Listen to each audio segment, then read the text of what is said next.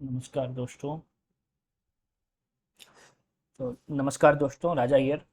जैसा कि आप लोगों को पता होगा, ये NCERT class 11th economic series चल रहा है और इसमें आज हम लोग तीसरा चैप्टर करने वाले हैं। कल हमने किया था भारतीय अर्थव्यवस्था 1950 से लेकर 1990 तक, इंडियन इकोनॉमी देखा था हमने, क्या उसमें परफॉर्मेंस रहे, क्या चैलेंजेस रहे और सारी चीजें। आज हम लोग देखेंगे कि कैसे जो है हमारी अर्थव्यवस्था 1991 इकोनॉमिक रिफॉर्म उसके बाद कैसे चला। ठीक है, तो यहाँ पे आप लोग जैसे देख लोगे, अब आप लोग को लग रहा हो कि ये मैंने फोटो क्यों लगाया है। चैप्टर का नाम देखिए, ये हाँ, economic reform since 1991. Why since 1991? Because economic reform was carried in 1991, and you must be familiar with this phase and both this phase. So this is our former Prime Minister Dr. Manmohan Singh, then Finance Minister of India, who pushed this reform. He is known as the architect or father of Indian economic reform. And this person is the then Prime Minister P.V. Narasimha Rao, who made Dr. Manmohan Singh Finance Minister to rescue India from a situation of a crisis, which was the balance of payment crisis. अब balance of payment crisis देखिए, 1991 में क्या हुआ था, भारत जो है BOP crisis में था। ठीक है, मतलब क्या था, हमारे पास जो है बस कुछ ही दिनों का एक्सपोर्ट का जो है खर्चा था, जो अभी पाकिस्तान के साथ हो रहा है। ठीक है, एक्सपोर्ट बिल पे करने की क्षमता थी, ठीक है, पे करने के लिए। और बीओपी होता क्या, बैलेंस ऑफ, ये क्या होता है, इंपोर्ट माइनस एक्सपोर्ट। जितना जो हमारा बिल होता है ना, सेटलमेंट दूसरे कंट्रियों के साथ जो हम खरीद सामान लेते हैं देते हैं, उसका इसके डिफरेंट डिफरेंट अकाउंट होते हैं, capital account, current account. Current में इंडिविजुअल्स होता है, विजुअल्स होता है, ठीक है। ट्रेड बैलेंस होता है जो कि इंपोर्ट ऑफ गुड्स और एक्सपोर्ट ऑफ गुड का बैलेंस होता है, ठीक है। ये सारी चीजें होती है। तो ये बहुत ज्यादा आपसे पूछा नहीं जाता है, बट कौन सा जो है, क्या बीओपी में करंट अकाउंट में होता है, क्या कैपिटल में होता है, ये कभी कभी पूछा जाता है, ठीक। तो ये क्राइसिस था, तो इनको ही बचाने के लिए आईएमएफ के पास गए, ये गया इंडिया, क्योंकि आईएमएफ क्या है, स्टेबलाइजर है, इंडियन इंटरनेशनल मॉनेटरी फंड, ठीक है। तो उन्होंने भी ये बोला कि पहले हम तो करेंगे, आपको हम एसडीआर देंगे, ठीक है, आपको हम लोन देंगे, लेकिन आपको पहले अपने इकोनॉमी को क्या करना पड़ेगा, लिबरलाइज करना पड़ेगा, खोलना पड़ेगा, हम लोगों के लिए खोलना पड़ेगा। हम लोगों के लिए कहने का मतलब यहाँ पे क्या है कि कंप्लीट एक्सेस देना पड़ेगा आपके विदेशी कंपनियों को आपके देश में, ठीक है।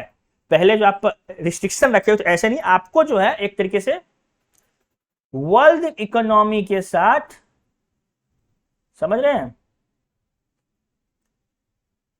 इंटीग्रेट करना होगा, इंटीग्रेट करना होगा। और इसी प्रोसेस को हम लोग क्या कहते हैं, वैश्वीकरण, ग्लोबलाइजेशन, ठीक है।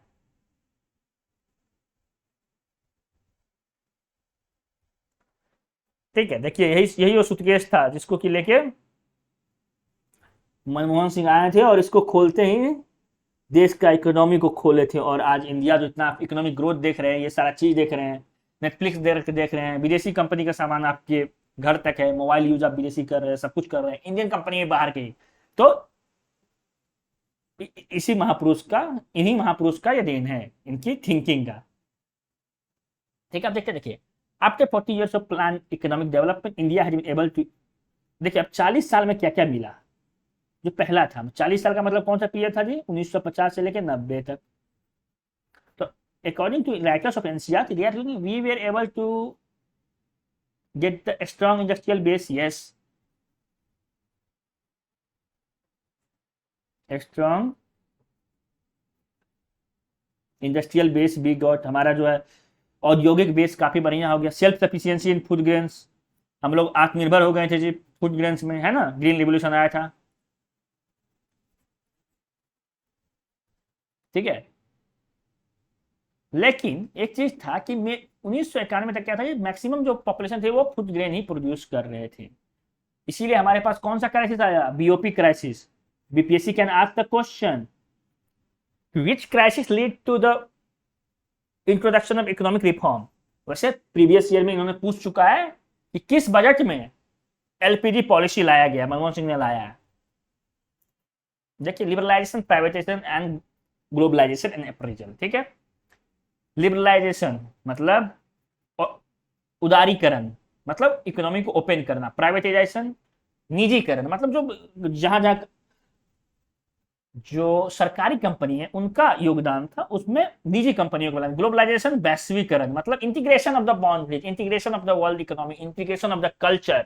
जो आज आप यहाँ पे डोमिनोज का पिज्जा देखते हैं, चाउमीन देखते हैं, ये सारा चीज देखते हैं, और हमारा लिट्टी चोखा, मटर पनीर विदेश में भी है, ये सारा क्या है, ग्लोबलाइजेशन। यहाँ पे हम लोग सीखेंगे क्या क्या, 91 का पॉलिसी किस बैकड्रॉप पे हुआ, क्या रिफॉर्म था, इंपैक्ट क्या क्या हुआ इसके सेक्टर पे, ठीक है। चलिए हम लोग आते हैं। के आर नारायण कौन थे? There is a consensus in the world today that economic development is not at all GDP. कहने का मतलब ये है, K R Narayan former prime minister, sorry president रह चुके, हमारे राष्ट्रपति रह चुके हैं, वो उन समय भी थे, राष्ट्रपति थे, तो इसलिए बताइए एक कंसेंसस हो चुका। जीडीपी, ग्रॉस डोमेस्टिक प्रोडक्ट जो है, ये मेजर नहीं है इकोनॉमिक ऑफ सोसाइटी का, बहुत चीज और भी है। और उसी बैकड्रॉप, इसी समय में हमारे एक नोबेल लोरियट भी हुए थे, क्या नाम था उनका, अमर्त्य सेन, जो कि जीडीपी को क्वेश्चन कर रहे थे, जीडीपी नहीं है मेजर, जीडीपी सिर्फ पैसा लेने से, पैसा कमाने से ही विकास नहीं होता है। इसीलिए उन्होंने लिखा था क्या, डेवलपमेंट व्हाट वे नो। उन्होंने क्वेश्चन पूछा था पूरी दुनिया से, दुनिया के इकोनॉमिस्ट से, पॉलिसी मेकर से, पॉलिटिशियंस से। और फिर वो जो है उसी समय 1991-92 के समय ही वो और महबूब हक पाकिस्तानी के मिलके एक इंडेक्स दिए थे, जिसका क्या नाम था, ह्यूमन डेवलपमेंट इंडेक्स, HDI। कौन पब्लिश करता है, UNDP। और कौन कौन सा इसमें, क्या इसमें कौन कौन से रिपोर्ट होते हैं, क्या पैरामीटर होता है, इंडिया का स्कोर क्या है, ये सारा चीज आप लोगों को पता होना चाहिए एग्जाम पॉइंट ऑफ व्यू से, ठीक है। देखिए यहाँ पे बैकड्रॉप दिया हुआ है, ठीक है, बैकग्राउंड कि हमारा फॉरेन रिजर्व जो था बहुत ही कम था, और जो है कुछ हमारे पास बस एक फोर्टनाइट, मतलब लगभग 15 दिन या 14 दिन का जो है हम सफिशियंट थे कि बिल पे करने के लिए, इंपोर्ट बिल, उसके बाद हम डिफॉल्ट कर जाते हैं। तभी जो है डेफिसिट हो गया, हमारे बैंक में डेफिसिट हो गया, कुछ कंपनी रन होने लगी। ये सारी चीज जब होने लगी तो फिर क्या था, हमारे पास फॉरेन एक्सचेंज चाहिए था, डॉलर चाहिए था, ये सारी चीज चाहिए था। तो उसी समय जो है IBRD देख रहे हैं, वर्ल्ड बैंक, और IBRD प्लस वर्ल्ड बैंक और IMF से इंडिया ने 7 बिलियन का लोन लिया, मैनेज करा इस क्राइसिस को मैनेज करने के लिए। क्योंकि जो चीज मान ली दवाई आ रहा है, कुछ चीज आ रहा है, उसको रोक नहीं सकते ना, तो इसलिए लोन लिया। और एग्रीड किया कंडीशनैलिटी, मतलब जो उसका जो था क्या शर्त जो था, जो आपको बताया कि न्यू इकोनॉमिक पॉलिसी, तो वहीं पे न्यू इकोनॉमिक पॉलिसी को मनमोहन सिंह, पी चिदम्बरम और ये सुब्रमण्यम स्वामी, ये लोग मिलके ये किया था, ठीक है, डिजाइन किया। और इंडिया उसके बाद जो है, एक क्वेश्चन था सर कि लास्ट लोन कब, उसके बाद फिर IMF से कभी लोन लेने की जरूरत नहीं पड़ी इंडिया को। इंडिया ने उसको समय पे जो लोन था उसको लौटा दिया, और उसके बाद फिर इंडिया कभी IMF से लोन नहीं लिया कोई भी अपना BOP क्राइसिस मैनेज करने के लिए, और ऐसा कोई क्राइसिस आया ही नहीं, ठीक है। अब देखिए यहाँ पे हम लोग पार्ट बाय पार्ट पर पढ़ेंगे। लिबरलाइजेशन, उदारीकरण मतलब क्या है, ठीक है। Restriction on open of the sector, ठीक है। इंपोर्ट टैक्स पहले क्या था, इससे पहले 1991 से पहले क्या था, ये हम लोग देखते हैं। LPQ सिस्टम का थे, लाइसेंस, परमिट एंड कोटा। मतलब जैसे मान लीजिए आपको प्राइवेट कंपनी है, कुछ भी है, तो आपको सबसे पहले सरकार से लाइसेंस लेना पड़ेगा, ठीक है। अभी तो कुछ कुछ चीज में लेना पड़ता है ना, जैसे कि शराब ये सब बनाते, उसमें लाइसेंस लेना पड़ेगा। परमिट, फिर पहले लाइसेंस लिया कि आप इसको प्रोड्यूस कर सकते हैं, ठीक है, एक्स प्रोड्यूस कर सकता है। फिर परमिट लिया, फिर कोटा कि कितना आप प्रोड्यूस कर सकते हैं, क्या प्रोड्यूस करना है, कहां करना है, कितना करना है, ये सारा चीज कौन बता रहा था, सरकार बता रहा था मेजर इंडस्ट्री में। अब उसको क्या कर दिया गया, इसको LPQ को क्या कर दिया गया, लाइसेंस कोटा सिस्टम को एबॉलिश कर दिए मनमोहन सिंह 1991 में, ठीक है। भारत सरकार किया, वो फाइनेंस मिनिस्टर थे, ठीक है। एक्सपोर्ट पॉलिसी, फिजिकल पॉलिसी, ये सारा, फॉरेन एक्सचेंज मार्केट। अब देखिए क्या कहता है, डी रेगुलेशन, मतलब जो इंडस्ट्री, ब्यूरोक्रेसी का जो एक्सेसिव कंट्रोल था, रेट टिपिज्म से घुसखोरी, ये सब उन सबको उन्होंने खत्म किया, कम किया, ठीक है। क्या क्या किया, इंडस्ट्रियल लाइसेंसिंग, ठीक है, प्राइवेट सेक्टर जिसमें कि नहीं था। ये 3 चीजें कि डीलों था क्या। The reform introduce the policy, और ये सारा जो रिस्ट्रिक्शन था उसको उन्होंने क्या करा, एबोलिश कर दिया, और कुछ सेक्टर में बस रखा उन्होंने, जैसे कि मान एक्सप्लोसिव हो गया, कुछ कुछ चीजों में रखा, ठीक है। फाइनेंशियल सेक्टर रिफॉर्म भी किया, stock exchange, investment bank, foreign bank आ सकते हैं, फॉरेन लोग इंडियन एक्सचेंज में पैसा लगा सकते हैं। Financial sector was controlled by RBI, उसके बाद सेबी को भी स्टैट्यूटरी बॉडी बनाया गया है ना, जो अभी स्टॉक मार्केट को कंट्रोल करती है। एसएलआर ये सब कम किया गया, लोन देने के लिए ज्यादा बोला गया, बैंक को फिक्स रेट, ये सारा चीज जो था, जो मतलब एक देखिए इकोनॉमी में भी जो था, फाइनेंस मिनिस्ट्री इन सब चीजों टॉप जो अप्रोच था उसको इंडस्ट्री स्पेसिफिक किया गया, ठीक है। एफएफआई, अब यहाँ पे देखिए एफआईआई मतलब फॉरेन इंस्टीट्यूशनल इन्वेस्टमेंट, मतलब कि विदेशी लोग भी भारतीय स्टॉक मार्केट, भारतीय कंपनी में पैसा लगा सकते हैं। एफडीआई वर्सेज एफआईआई, देखिए दोनों लगभग सेम चीज होता है, बस परसेंटेज का अंतर होता है, ठीक है। 10% से अगर कम रहा तो एफआईआई हो गया, 10 से ज्यादा हो गया तो एफडीआई हो गया, ठीक है। डायरेक्ट टैक्स कम किया गया, आपको कॉर्पोरेट टैक्स कम किया गया, ये सारा चीज जो है सुधार लाया गया, आर्थिक सुधार लाया गया। इनडायरेक्ट टैक्स, ठीक है, इसको भी कम किया गया, नेशनल मार्केट किया गया, फॉरेन एक्सचेंज रिफॉर्म किया गया, मतलब क्या किया गया, इंडियन करेंसी को डिवैल्यू किया गया। डिवैल्यू क्यों किया गया, रुपया को कमजोर किया गया डॉलर के मामले में, क्यों किया गया ऐसा, क्योंकि ताकि जो है हम एक्सपोर्ट ज्यादा कर पाए, हमारा जो सामान है, हमारी जो वस्तु है, हमारा जो गुड्स है वो कॉम्पिटिटिव हो पाए विदेशी जगह धरती पे, ठीक है। अब इन्वेस्टमेंट पॉलिसी भी रिफॉर्म किया कि आप आइए, आपको बहुत ज्यादा कुछ चाहिए नहीं, ये सारा चीज जो है किया गया उस समय, ठीक है। इसके बाद जो देखिए जो मतलब टैरिफ कोटा, जो ये था टैरिफ था, क्वांटिटेटिव था कि कोटा होता था, ठीक है, इंपोर्ट कोटा। जैसे मान लीजिए कोई भारतीय कंपनी है, मान लीजिए बीएचईएल है, ठीक है, तो ये 100 ही प्रोडक्ट इंपोर्ट कर सकती है, उसके अलावा क्या करेगी, ये यहीं पे प्रोड्यूस करेगी। ये सारा चीज को भी लाइसेंस किया गया, इंपोर्ट लाइसेंसिंग को भी खत्म कर दिया गया, मतलब इंपोर्ट करने के लिए आपको लाइसेंस नहीं चाहिए, ठीक है। एक्सपोर्ट ड्यूटी को रिमूव किया गया, ये सारा चीज क्या था, आर्थिक सुधार था। ये सब किसी में था, लिबरलाइजेशन में था। लिबरलाइजेशन में क्या हो गया, उदारीकरण, मतलब क्या हो गया, आप उदार हो गए। इससे बताइए तुम उदार नहीं हो भाई, तुम उदार नहीं हो, तुम 10-10 रुपया गिनते हो अपना, मतलब क्या जो चीजों को छोड़ दे, ठीक है। आप आइए, अब आपको हमसे पूछने का जरूरत नहीं है, परमिशन हमको बार बार मे आई कमीन भारत सरकार से पूछने का जरूरत नहीं है, ठीक है। तो यही था लिबरलाइजेशन, उदारीकरण। उसके बाद हम लोग आते हैं प्राइवेटाइजेशन, मतलब निजीकरण, ठीक है। मतलब बहुत सारे जो पीएसयू थे, जो कि मैंने बताया था आप लोगों को कि जो Nehru Mahalanobis model second 5 year plan से थे, जिन्होंने देश के विकास में काफी भूमिका निभाई, उन सारी चीजों के लिए जो है उसमें से कुछ कुछ सेक्टर जो बहुत सारे लॉस मेकिंग थे उसको प्राइवेट किया गया, ठीक है। Privatisation of the public sector undertaking by selling off the part of equity of PSU to the public is known as disinvestment, ठीक है। मान लिया कोई पार्ट है डिसइन्वेस्टमेंट, तो मतलब क्या हो गया, कुछ पार्ट, जैसे मान लिए पहले कहाँ गया, हाँ, पहले मान लीजिए IOCL है, इसका 100% जो है कंट्रोल इक्विटी सरकार के पास था, 10% उनको स्टॉक मार्केट में कॉमन पब्लिक को दे दिया, तो 90% ही रहा, ठीक है। तो ये सारा चीज भी हुआ। उसके बाद जो था नवरत्ना, ये सब जो है ना, नवरत्ना, महारत्ना, मिनी रत्ना, ये सारा चीज भी लाया गया कि देखिए ऐसा तो है नहीं, मैंने आपको बताया था ना कि जो पब्लिक सेक्टर अंडरटेकिंग है इसका देश के विकास में बहुत ही बड़ा योगदान है, ठीक है। तो जैसे नवरत्ना, महारत्ना, जो कंपनी अच्छा परफॉर्म कर रही थी उन सबको ये करके नवरत्ना, महारत्ना, ये सारा चीज भी लाया गया, ठीक है। और स्ट्रॉन्ग एफडीआई पॉलिसी लाया गया, ठीक है। ये सारा चीज जब देखा कि बहुत ज्यादा गवर्नमेंट के पास जाने की जरूरत है, तो विदेशी कंपनी भी निवेश करे, इसलिए ईज ऑफ डूइंग बिजनेस बढ़ाया गया, ठीक है।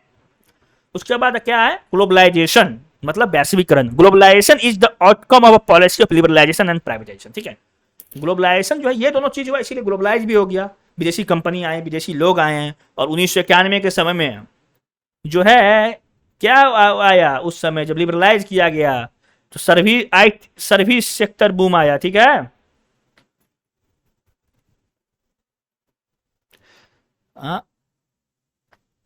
आईटी बूम आया। बेंगलोर जो ये शहर है जो इतना फेमस हुआ बेंगलोर, ये बेंगलोर उसके बाद बना, उससे पहले जो एक आईटी हब था कौन सा था बताइएगा आप लोग कमेंट में, ठीक है। उससे पहले आईटी के लिए एक फेमस था, उसके बाद जो ये जो आप अभी गुरुग्राम और इधर नोएडा ये सब में देख रहे ये सब बाद में बना, ठीक है।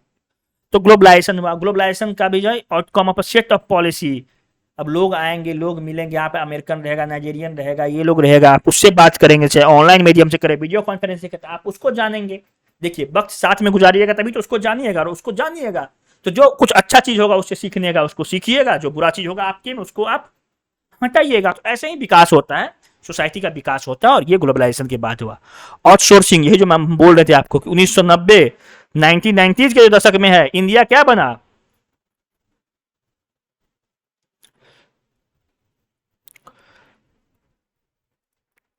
ऑफिस ऑफ द वर्ल्ड, ठीक है।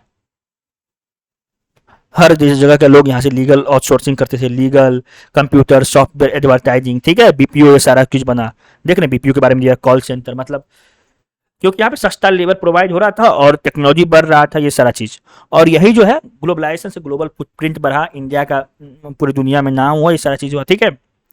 अब ये देखिए यहाँ पे दिखाया हुआ है कि कैसे आउटसोर्सिंग, ये देख रहे हैं यहाँ पे कंप्यूटर से बैठ के कोई मान लीजिए बेंगलोर के, दिल्ली की, ये सारे ऑफिस में काम कर रहे हैं। ये 1991 का परिप्रेक्ष्य है, अभी तो वर्क फ्रॉम होम हो गया, आप सबके घर में इंटरनेट आ गया है, तो ये सैटेलाइट से कनेक्टेड है। ये देखिए यूएसए में यहाँ से बात कर रहे हैं, ठीक है। ये दिखा रहा क्या, दुनिया के एक कोना से दूसरा कोना। ये हमारा भारत है, देख देख लीजिए है। और ये देखिए हमारा सिलिकॉन वैली है, यहाँ के सिलिकॉन वैली से वहां के सिलिकॉन वैली। फिर 1995 में जो देखिए क्या हुआ, एक नया ऑर्गेनाइजेशन बना, क्या नाम है उसका, डब्ल्यूटीओ, जो कि गात के बाद बना, ठीक है। इंडिया फाउंडिंग मेंबर था इसका। मल्टीलेटरल ट्रेड ऑर्गेनाइजेशन, मतलब डिफरेंट डिफरेंट जो है बहुदेशीय ट्रेड एग्रीमेंट, इन सारा चीजों को करने के लिए as a fair trade. Globalise, just देखिए एक लाइन में पूछा जाए what is WTO, it is the advocator of liberalisation in trade in the world economy, ठीक है। डब्ल्यूटीओ जो है टैरिफ, नॉन टैरिफ, मतलब इसका काम ही यही था कि जो दूसरा देश लोग नहीं आने देता है, कंपनी को बैरियर लगा देता है, डेवलप कंट्री डेवलपिंग के लिए, डेवलपिंग डेवलप के लिए, तो उन सबको हटाना ये सारा काम था, ठीक है। इंडियन, ये तो हो गया, आप तीनों चीज का परिप्रेक्ष्य जान लिए, मीनिंग जान लिए, लिबरलाइजेशन, प्राइवेटाइजेशन एंड ग्लोबलाइजेशन का। अब हम लोग उसको क्रिटिकली एनालाइज करेंगे, क्या असेसमेंट हुआ, ठीक है। देखिए द रिफॉर्म, क्या जीडीपी पे क्या असर पड़ा, ये देखिए जीडीपी इंक्रीज 1980 से 91 में 6.4 था, 5.6 से 6.4 हो गया एक दशक में, ठीक है। ये क्या है, जीडीपी इंक्रीज हुआ। एग्रीकल्चर प्लस इंडस्ट्री का जो टोटल शेयर था जीडीपी में, वो क्या हुआ, बहुत ही डिक्लाइन हुआ। सर्विसेज का क्या हुआ, एकदम से बूम कर गया, और अभी कितना, लगभग 52% है, ठीक है। और जो 10th 5 ईयर प्लान था वो कितना ग्रोथ किया था, 10%। 10th 5 ईयर प्लान का समय क्या था, 2002 से 7, 10th हो गया, समझे। 11th क्या हो जाएगा, 2007 से 12, 12th क्या होगा, 2012 से 17। लेकिन ये प्लान को एबोलिश कर दिया गया हमारे करंट प्राइम मिनिस्टर के द्वारा, बोले कि नहीं अब हम 5 ईयर प्लान नहीं लाएंगे, और नीति जो प्लानिंग कमीशन था उसको ही एबोलिश करके नया बॉडी बनाया गया, नामांकन किया गया, उसका क्या नाम है, नीति आयोग, ठीक है। अब ये देखिए ग्रोथ रेट देखिए एग्रीकल्चर एंड एलाइड सेक्टर में,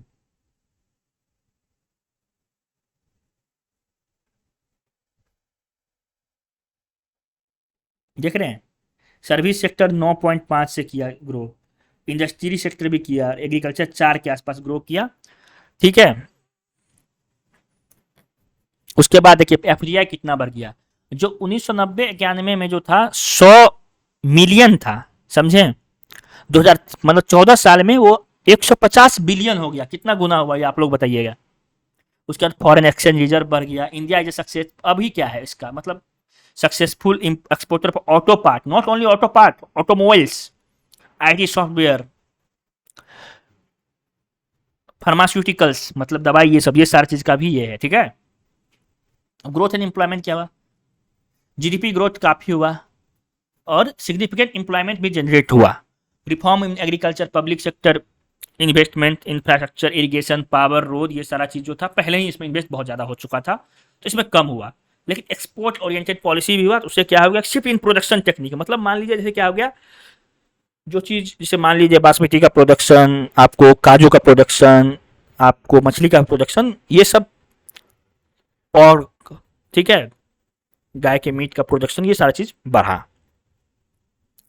उसके बाद क्या है, reform in the industry, industry में भी रिफॉर्म आया, इन्वेस्टमेंट पॉलिसी, ये सारा चीज़ आया, लेकिन कुछ कुछ चीज़ों जो है नहीं आ पाया, ठीक है। कुछ बहुत सारे मतलब वैश्विक में ऐसा रहा, कुछ पॉलिटिकल इकोनॉमी रहा, तो ये सारी चीज़ नहीं हो पाई। जिस इन्वेस्टमेंट में क्या है, बहुत सारा पीएसयू जिसको कि बेच दिया गया, जैसे मान लीजिए मॉडर्न ब्रेड था और ये सारा चीज़ था, इसको बेच दिया गया, मतलब, और जो है दूसरी कंपनी को दे दिया गया, प्राइवेट कंपनी को टेक ओवर करने के लिए दे दिया गया। और कुछ जो कंपनी था, जो कि छोटी कंपनी थी, उसको, जो सरकारी बड़ी कंपनी थी, उन्होंने ही उसको हॉस्टाइल टेक ओवर कर दिया। उसके बाद जो था फिस्कल पॉलिसी, टैक्स इवेजन, ये सारा चीज़ पे भी टैक्स रेट, ये सारा कुछ इसको किया गया उसी समय में भी जो है, और बहुत सारा चीज़ हुआ था। इलेक्शन कमीशन, इंस्टीट्यूशन काफ़ी स्ट्रांग बना, क्योंकि देखिए जब आप मार्केट इकोनॉमी की तरफ जाते हैं, जब आप गवर्नमेंट का इकोनॉमी है, जब कमांड एंड कंट्रोल इकोनॉमी है, तो गवर्नमेंट कंट्रोल कर सकता है, लेकिन मार्केट इकोनॉमी के लिए क्या होता है, आपको रेगुलेटर मजबूत बनाना पड़ता है, जैसे कि मान लीजिए सेबी हो गया, आरबीआई हो गया, ये सब ऐसा होना चाहिए जो कि इंडिपेंडेंटली ये कर सके, नहीं सरकार के दबाव में आए, नहीं कंपनीज के दबाव में, क्योंकि एमएनसी मल्टीनेशनल कंपनीज, गूगल, ये सारे जो कंपनी, ये सारे कंपनी आएंगे तो दबाव में नहीं है, इसीलिए इंस्टीट्यूशंस भी काफी बने और उसको स्ट्रॉन्ग किए गए, ठीक है। तो लेकिन कुछ इसका निगेटिव इम्पैक्ट भी, निगेटिव इम्पैक्ट क्या है ये बताइए आप हमको, जो यहाँ के जो लोकल कल्चर था, लोकल फूड, लोकल क्विजीन गायब हो गया, एक्सक्यूड हो गया, सर्विस सेक्टर से क्या हो गया हमारा जो है, क्योंकि सर्विस सेक्टर के बाद जो है थोड़ा सा जॉबलेस ग्रोथ हो गया, उतना ज़्यादा अब जॉब नहीं हो पाया लेबर, क्योंकि जो हम जो है, एक कहा जाता है कि missing opportunity for manufacturing industry में, तो इंडस्ट्री से मतलब प्राइमरी से डायरेक्टली हम लोग सर्विस पे जंप कर गए। इसीलिए आप देखिएगा कि कंट्रीब्यूशन जो है एग्रीकल्चर सेक्टर का वो तो कम हो गया, लेकिन अभी भी 50% लोग 17% ये कर रहे हैं, और इसको ही इकोनॉमिक्स क्या कहते हैं, डिसगाइज्ड अनएम्प्लॉयमेंट, कि कहाँ पे है, एग्रीकल्चर में है, समझे, यही कंक्लूजन है, ठीक है। उसके आगे देखिए, on the contrary critics argue that globalisation क्या था, क्रिटिक्स क्या कहते हैं, जैसे कि मान लीजिए कि ग्लोबलाइजेशन क्या था,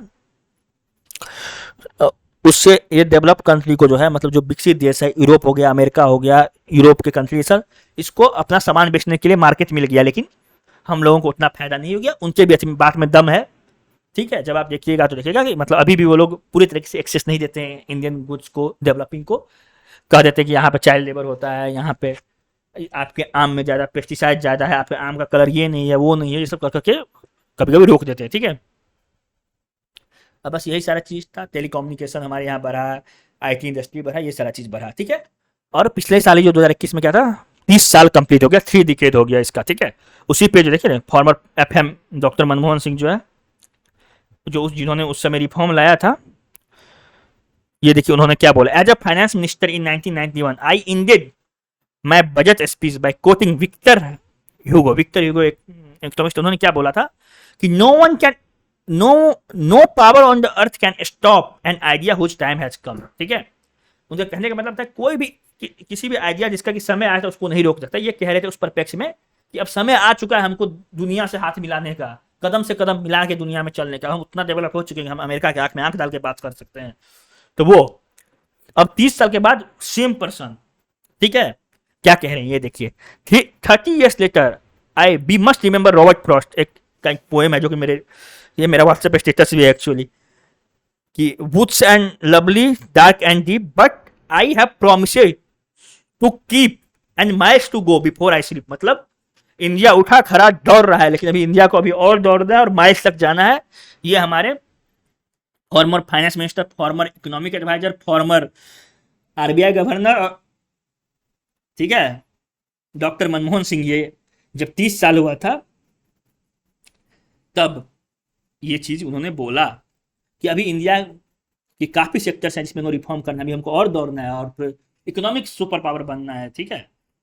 और इकोनॉमिक सुपर पावर का मतलब ये नहीं कि बस है कि जब तक हमारा देश का जो विकास है, इकोनॉमिक ग्रोथ है, तभी तक फ्रूटफुल होगा जब यहाँ पे लोग भूखे नहीं सोएंगे, सबको इक्वल अपॉर्चुनिटी होगा, जो हमारे कॉन्स्टिट्यूशनल वैल्यू है उसको हम लोग फुलफिल कर पाएंगे। ठीक है, तो हम यहीं पे एंड करते हैं। कल से हम लोग कुछ थीम्स देखेंगे, क्या इशूज हैं, क्या चैलेंजेज हैं इंडियन इकोनॉमी में। अब जो है हम लोगों ने यहाँ तक देख लिया है कि 1950 से लेके हम लोग लगभग 2004-5 तक देख लिए। उसके बाद हम लोग कंटेम्प्रेरी चैलेंजेस देखेंगे। So thank you so much.